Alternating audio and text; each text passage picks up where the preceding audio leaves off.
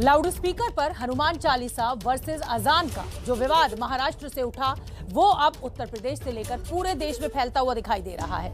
इस पूरे विवाद की शुरुआत महाराष्ट्र नवनिर्माण सेना के अध्यक्ष राज ठाकरे ने एक बयान देकर की थी, जिसे राज ठाकरे बार बार दोहरा भी रहे हैं।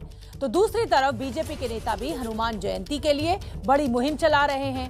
कहां तक पहुंचा ये पूरा विवाद, अपडेट देती हमारी ये रिपोर्ट देखिए।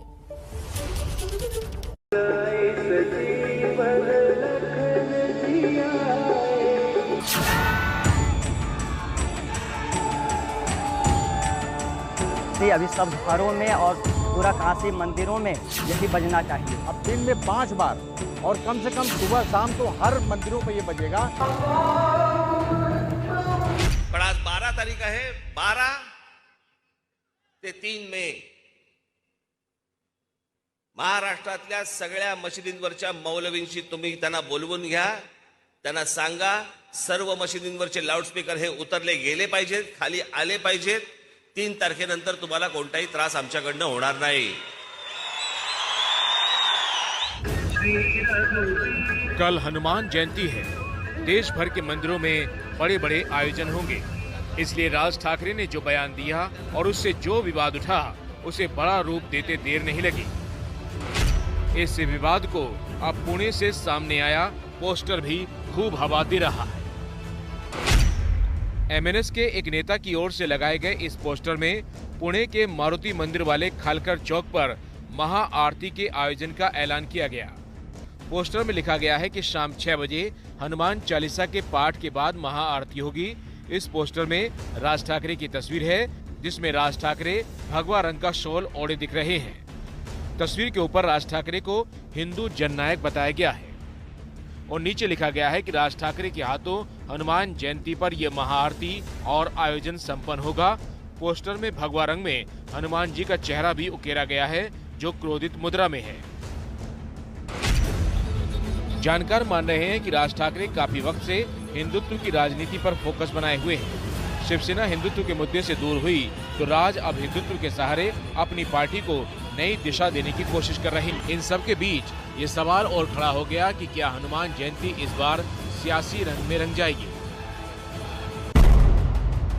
ये मुंबई में बीजेपी के अरबपति नेता मोहित कंबोज हैं, जिन्होंने देश भर के मंदिरों में हनुमान चालीसा चलाने के लिए हजारों लाउडस्पीकर मुफ्त बांटने का ऐलान तक कर दिया। मैं तस्वीरें दिखाऊं कि यहाँ पर देखिए बॉक्स ही बॉक्स यहाँ पर लगे हुए हैं, बहुत सारे लाउड स्पीकर लाए गए हैं। ये जो यूनिट है पूरा लाउड स्पीकर है, इसमें एम्पलीफायर है और जितना भी सामान होता है लाउड स्पीकर का इसमें रखा गया है। मैंने सुना है 9000 लाउड स्पीकर की जो है आपके पास एप्लीकेशन आ गई है।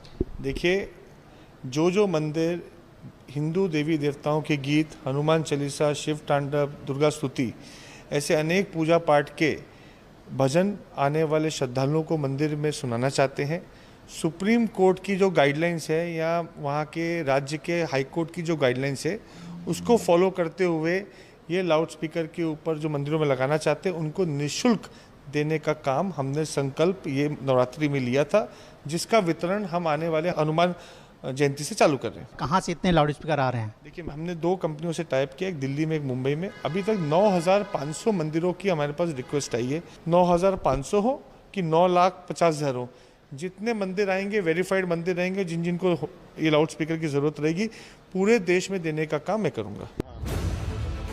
लेकिन राज ठाकरे और बीजेपी की ऐसी मुहिम पर कांग्रेस निशाना साध रही है।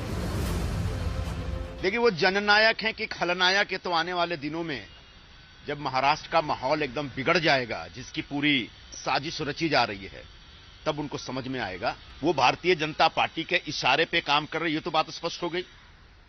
और भारतीय जनता पार्टी की फंडिंग हो रही है, अभी लाउड स्पीकर की फंडिंग हो रही है, पता नहीं आगे और क्या क्या फंडिंग होगी।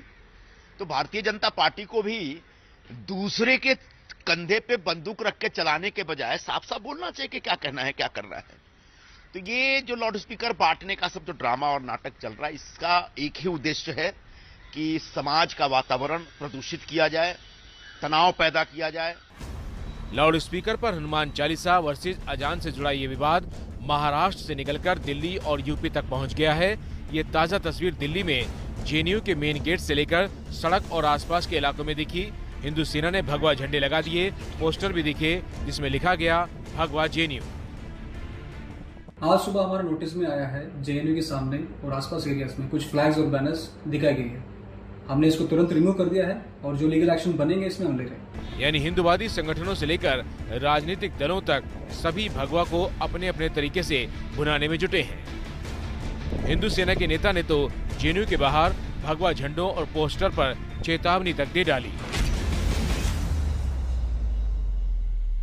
हम आपका सम्मान करते हैं, प्रत्येक धर्म का सम्मान करते हैं, प्रत्येक विचारधारा का सम्मान करते हैं, लेकिन जिस प्रकार से जेएनयू के अंदर भगवा का अपमान किया जा रहा है, हिंदू सेना इसको सहन नहीं करेगी और कोई भी कठोर कदम इसके विरोध में उठा सके।